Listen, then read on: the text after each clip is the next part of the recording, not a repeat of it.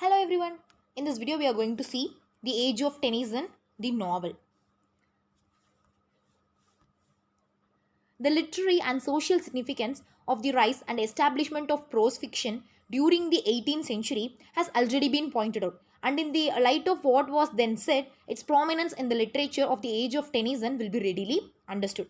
Yet, the special place of which it has now come to fill must still be emphasized. The mere fact that it was soon recognized as incomparably the most popular form of literature with the great and ever increasing general reading public will itself go far to explain on the well known principle of supply and demand, its attractiveness to innumerable writers of the most varied paths and aims, but its breadth and elasticity and the freedom it gave to each new practitioner to do his own work in his own way must also be taken into account. It would be impossible, even if it were necessary, to undertake here a detailed consideration of the Victorian novel. Only so much needs to be said about it as will serve to complete our brief survey of Victorian literature in general. I shall therefore first touch upon the broad characteristics of the three chief novelists of the time, Dickens, Thackeray, and George Eliot, after which I shall try to indicate the significance of the work done by their more important contemporaries in fiction. Okay, so Charles Dickens sprang suddenly into fame with the Pickwick Papers, and at 25 he found himself with the most popular of English novelists, a position which he still holds today. Dickens' qualities are obvious to all who read, and in particular, his overflowing, irresistible humor, his unsurpassed descriptive power, and the astonishing virality of his characterization. Criticism has, of course, to point out in regard to his characterization that the range of his success was, after all, very limited, and it is moreover questioned whether even his humorous creations belong in any sense to the world of realities.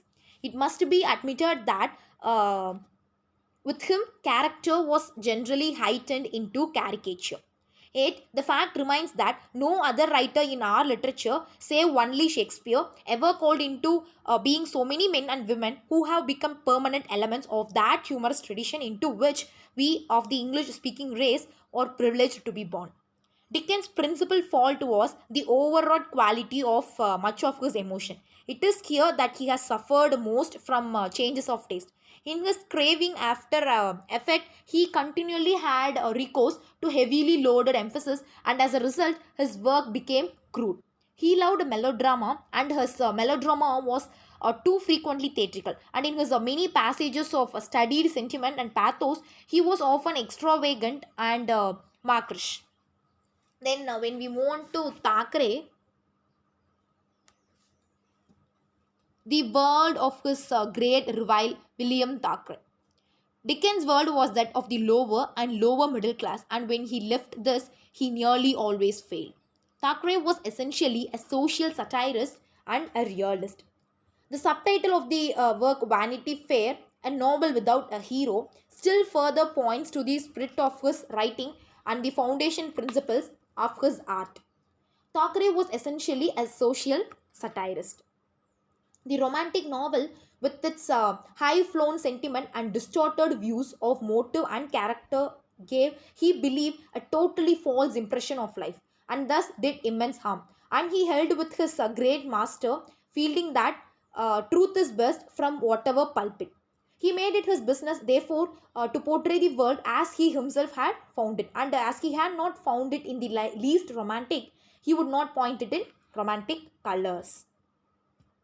So he began by dealing almost exclusively with the sordid and ugly aspects of life, as in Barry Lyndon. The more comprehensive picture in Vanity Fair allowed a much larger place for purity and unselfishness, and after Vanity Fair in Pendennis Esmond, the Newcomes, the Virginians, and Philip, the good element gained in prominence and importance. Yet to the end, though the satire became less ferocious and sweeping, and the tone more tender and sympathetic, the evil of life still bulked large in Thackeray's thought. He was not, as he has often been alleged, a cynic, for though his caustic criticism occasionally gives plausibility to the charge he felt. Okay, then we will move on to George Eliot.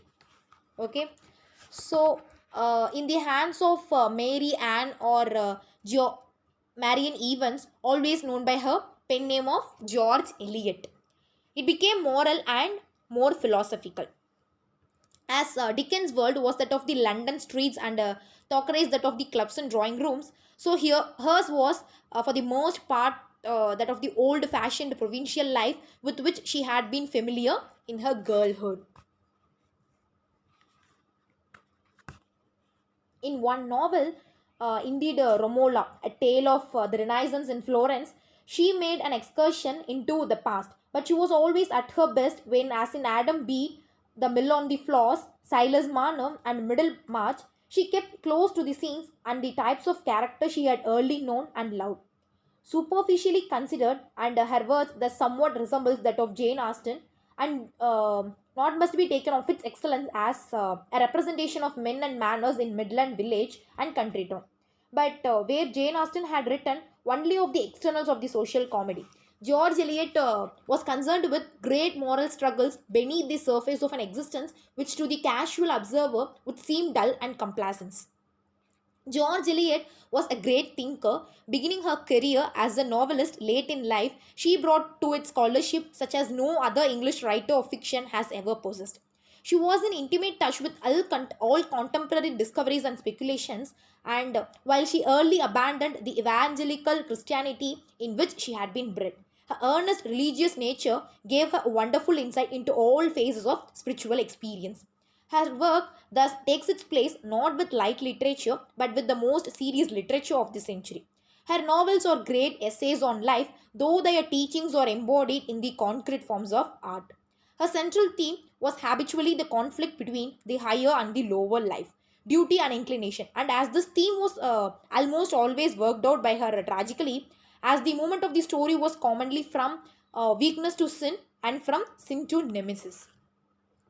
Okay, her tendency from the first was towards the excessive use of analysis and commentary. This tendency grew upon her as her creative faculty waned, and her later writings, like Daniel Deronda, for example, are almost choked by science and psychology. Then, other novelists of the period. As in a brief catalog of this, it is difficult to find any other basis of classification. I will arrange them here mainly in order of birth, only departing from this as convenience may suggest.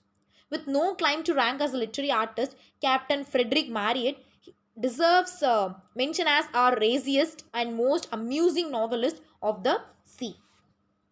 Though born as will be seen before the 18th century was out, his first novel, Frank Mildmay, was not published till 1829.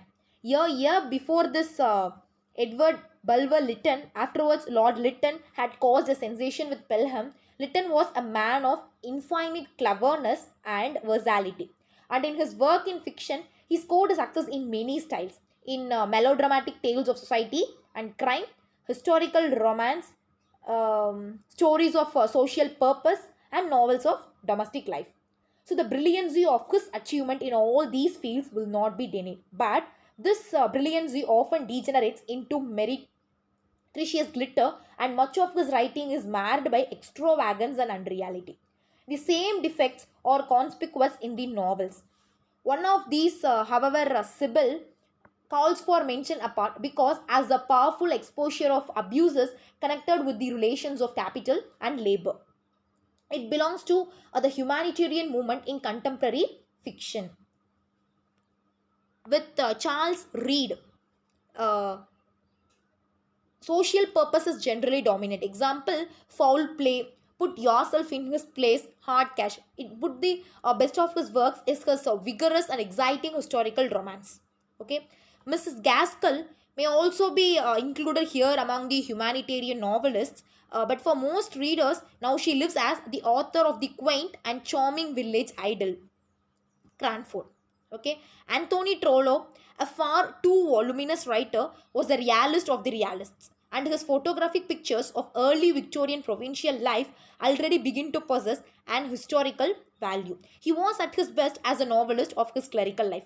In her first and most successful book, Jane Eyre, okay, Charlotte Bronte puts an intensity of passion and a frankness of description into the novel, which were quite new to the women's fiction of the time and shocked not a few old-fashioned people. Okay, then Stevenson, perhaps more than any other man of his generation, led the way from realism to romance. And there can be no doubt in the mind of any judicious reader that his Treasure Island, Dr. Jekyll and Mr. Hyde, Kidnapped, The Master of Ballantrae are hallmarked for immortality. He and Meredith together carried on the finest traditions of fiction till well on towards the end of a long period of extraordinary and many-sided activity. So with this I'm going to conclude this video. Hope you're all clear with all the points. Thank you for your patient listening.